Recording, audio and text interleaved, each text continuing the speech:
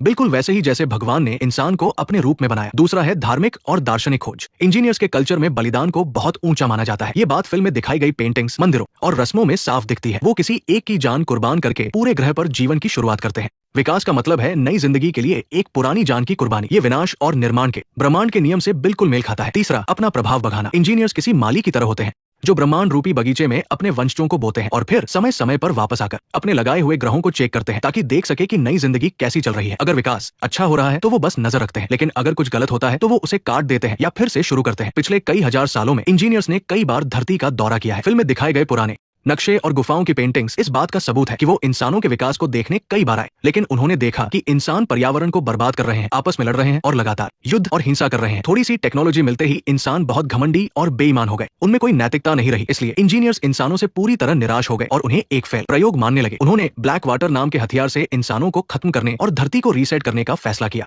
वैसे असली स्क्रिप्ट में एक और कहानी थी, वो ये कि इंजीनियर्स ने अपना एक दूत भेजा था ताकि वो इंसानों को सही रास्ता दिखा सके, लेकिन इंसानों ने उसकी नहीं सुनी और उसे सूली पर चढ़ा दिया। ये दूत कोई और नहीं बल्कि यीशु थे। इसका समय लगभग 2000 साल पहले का है। इस घटना ने इंजीनियर्स को बहुत गुस्सा दिलाया और उन्होंने इंसानों को पूरी तरह खत्म करने का फैसला किया, लेकिन निकलने से पहले ब्लैक वाटर गलती से लीक हो गया और उनका ये प्लान अब तक के लिए टल गया। बेशक अगर हम ध्यान से देखें तो जीवन बनाने वाले का जीवन रचना असल में अपनी ताकत का दिखावा करना भी है। हर रचयिता यही चाहता है कि उसकी बनाई हुई चीजें उसकी पूजा करें और उसे माने ताकि उन्हें एक कंट्रोल और संतुष्टि का एहसास मिल सके। इंजीनियर्स ने इंसान बनाए, इंसानों ने डेविड बनाया और बाद में डेविड ने असली एलियन बना डाला। हर किसी की अपनी इच्छाएं होती है, लेकिन कोई भी सबसे बड़ा भगवान नहीं है। असल में फिल्म के कटे हुए सीन में जब इंजीनियर उस पॉड में आता है तो वो सीधे शॉ पर हमला नहीं करता, बल्कि वो इंसानी सभ्यता और भावनाओं को देखकर हैरान रह जाता है। थोड़ा समझने के बाद उसे लगता है कि इंसान सिर्फ हिंसक नहीं है बल्कि उनमें प्यार और दया भी है। इंजीनियर को लगता है कि शायद उन्होंने इंसानों को गलत समझ लिया था, इसलिए उसके मन में थोड़ी दया आ जाती है, लेकिन ठीक उसी वक्त शॉ एक कुल्हाड़ी लेकर इंजीनियर पर हमला कर देती है। दोनों आपस में लड़ने लगते हैं और इससे इंजीनियर के मन में इंसानों के लिए बची आखिरी दया भी खत्म हो जाती है। अब हम वापस कहानी पर आते हैं। शॉ उस जगह से भागने के बाद जमीन पर लेटी होती है और फूट फूट कर रो रही होती है। उसका प्यार और सभी साथी मारे गए हैं। वो बिल्कुल अकेली इस सुनसान ग्रह पर फंसी है। बहुत ज्यादा निराशा, डर और अकेलापन उसे घेर लेता है। क्या तुम अभी भी वही हो? क्या तुम मुझे सुन सकते हो? हाँ, मैं तुम्हें सुन सकता हूँ। मुझे डर था कि तुम मर जाओगे। तुम्हें क्या पता डरना क्या होता है? मुझे पता है कि हम दोनों बहुत अलग हैं, लेकिन प्लीज मुझे तुम्हारी मदद चाहिए। क्यों?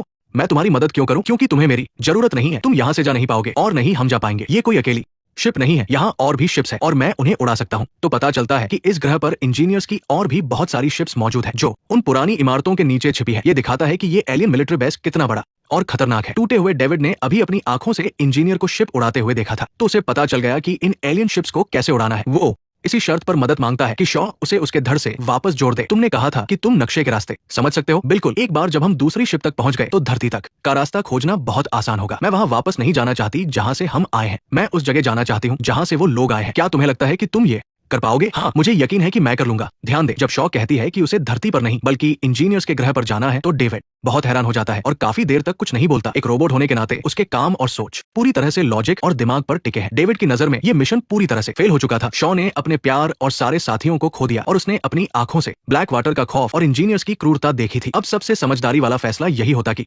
धरती पर वापस भाग जाए, लेकिन शॉ अभी भी खतरे के मुंह में जाना चाहती थी। यही बात डेविड को सबसे ज्यादा हैरान कर रही थी और उसे समझ नहीं आ रही थी। इसके बाद शॉ डेविड का शरीर लेकर एक और शिप ढूंढने जाती है ताकि वो इंजीनियर्स के ग्रह तक जा सके। क्या मैं पूछ सकता हूँ कि तुम क्या करना चाहती हो? उन्होंने हमें बनाया और फिर हमें मारने की कोशिश की। उन्होंने अपना मन बदल लिया। मुझे ये जानने का पूरा हक है कि ऐसा क्यों हुआ। जवाब से कोई फर्क नहीं पड़ता। उन्होंने अपना मन क्यों बदला, ये बात मायने नहीं रखती। हाँ बिल्कुल, ये बातचीत फिल्म की सबसे गहरी और दार्शनिक थीम को सामने लाती है। पहली बात है फ्रेडरिक नीत्शे का शून्यवाद, जिसका मतलब है कि इस ब्रह्मांड का अपने आप में कोई मतलब नहीं है। जीवन का कोई अर्थ नहीं है। जिंदगी बेमतलब है। सारी वैल्यूज, नैतिकता और खोज इंसानों के बनाए हुए भ्रम है। आखिर में ये सब कुछ खाली ही है। फिल्म में जो ब्रह्मांड और इंजीनियर्स दिखाए गए हैं वो बिल्कुल ऐसे ही खाली और ठंडे हैं। किसी को परवाह नहीं है कि इंसान रहें या ना रहें, और नहीं किसी को डेविड की फिक्र है।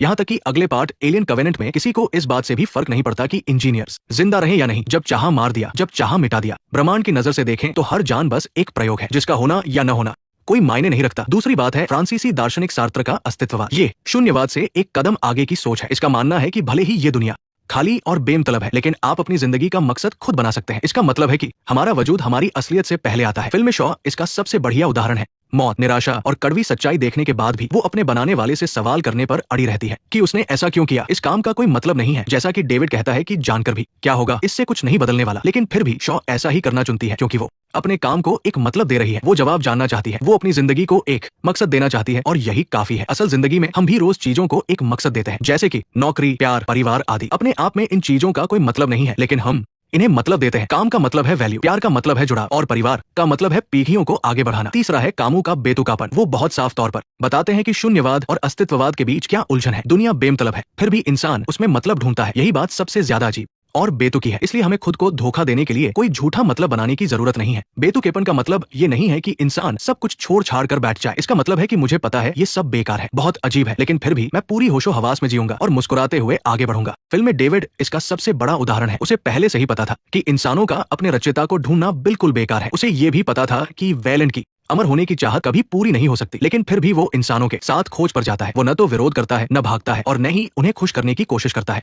शिप की फाइनल रिपोर्ट, शिप और उसका पूरा क्रू सब खत्म हो चुके हैं। अगर आपको यह मैसेज मिल रहा है तो प्लीज इसके शुरू होने की जगह पर पहुंचने की कोशिश न करें। अब वहां सिर्फ मौत है और मैं उसे पीछे छोड़कर जा रही हूँ। आखिर में ये बात हमें उस सवाल पर लाती है जो मैंने पहले पूछा था, इंसान जिंदगी का मतलब ढूंढने के लिए इतने पागल क्यों है, भले ही उसका अंजाम बुरा क्यों न हो। क्योंकि इंसान की फितरत में ही मतलब ढूंढना लिखा है। हम लोग बेमतलब की चीजों को मान ही नहीं सकते, क्योंकि अगर कोई मतलब नहीं होगा तो हम जी ही नहीं पाएंगे। ब्रह्मांड एक ठंडी मशीन की तरह है जो न कुछ बोलती है और न ही उसकी कोई कहानी है। यहाँ सब कुछ रैंडम है, सब कुछ फालतू है। जानवर बस आसानी से जी सकते हैं, खाया, सोया, बूढ़े हुए और मर गए, लेकिन इंसान आंख खोलते ही पूछता है कि मैं कौन हूँ, कहाँ से आया हूँ, आज मैं जो कर रहा हूँ उसका कोई मतलब है या नहीं। ये सवाल करना कोई शौक नहीं बल्कि जीने की जरूरत है और यही इंसान की सबसे बड़ी खूबी है। आखिर में शॉ एक दर्द और टूटे हुए भरोसे के साथ मजबूती से अगला दरवाजा खोलती है और इंसानों की खोज की भावना को आगे बढ़ाती है। ये कोई नादानी नहीं है बल्कि आंसुओं के साथ उसकी हिम्मत है। फिल्म के आखिर में उस इंजीनियर के शरीर को फाड़कर एक एलियन बाहर आता है जो अगले पार्ट की नींव रखता है। अब शॉ और डेविड इंजीनियर्स के ग्रह को ढूंढ पाते हैं या नहीं और आगे इंसानों की टीम कैसी खौफनाक कहानी का सामना करेगी, ये सब हम अगले पार्ट एलियन कवेनेंट में देखेंगे। तो बस प्रोमेथियस की पूरी कहानी यही खत्म होती है। ये वीडियो देखने के लिए आप सभी का शुक्रिया। अगले वीडियो में मिलेंगे।